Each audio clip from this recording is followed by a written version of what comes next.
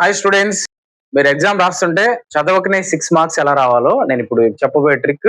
ఆ ట్రిక్ ఏంటో ఒకసారి చూద్దామా? సెక్షన్ ఏలో ఎన్ని మార్కులు ఎన్ని ఉన్నాయి బిట్లు? 6 మల్టిపుల్ చాయిస్ ఉన్నాయి, అంతే కదా.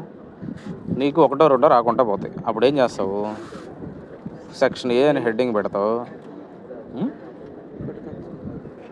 ఫస్ట్ క్వశ్చన్కి నీకు ఆన్సర్ తెలుసు.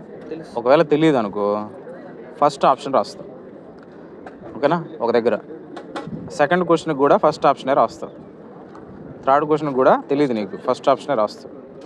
ఫోర్త్ క్వశ్చన్కి కూడా ఆన్సర్ తెలియదు, ఏ రాస్తావు? First option.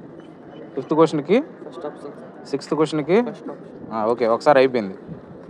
అలాగే సెక్షన్ ఏలో ఇవన్నీ రాసేసాం మనం. ఇక్కడ ఒకటైనా కరెక్ట్ అవ్వచ్చు, రెండైనా కరెక్ట్ అవ్వచ్చు, మూడైనా కరెక్ట్ అవ్వచ్చు. ఇట్లా గీత కొట్టేస్తావు పెన్సిల్తో. మళ్ళీ ఏం చేస్తావు? ఫస్ట్ క్వశ్చన్కి ఆప్షన్ 2 అని తీసుకుంటావు. సెకండ్ క్వశ్చన్కి 2, థర్డ్ క్వశ్చన్కి 2నే, ఫోర్త్ క్వశ్చన్కి, ఫిఫ్త్ క్వశ్చన్కి, సిక్స్త్ క్వశ్చన్కి 2నే. అయిపోయిందా? నీ ఎగ్జామ్ పేపర్లో ఎక్కడ కరెక్ట్ ఆన్సర్ ఉన్నా, నువ్వు ఎన్నిసార్లు రాసినా, ఎన్నిసార్లు తప్పు అయినా, కరెక్ట్ ఆన్సర్ యాడ్ ఉంటే ఆడ తీసుకొని టిక్ కొట్టి మార్కులు వేస్తావు. కాబట్టి అది రాయమన్నది. అంటే వదిలేసి రాకూడదు. ఎప్పుడు రాయాలి? నీకు ఏదైనా 2 బిట్స్ తెలీదు, అలాంటి బిట్స్ కోసం నువ్వు లాస్ట్కి ఇలా రాయాలి. అప్పుడు ఏదో ఒకటి కరెక్ట్ అవుతుంది కదా. ఇంకా వదిలేసి రావడం కన్నా ఒక 2 మార్కులు అని వస్తాయి కదా. చేయగలుగుతావా? మీరు సబ్స్క్రైబ్ చేయండి, ఛానల్ని లైక్ చేయండి.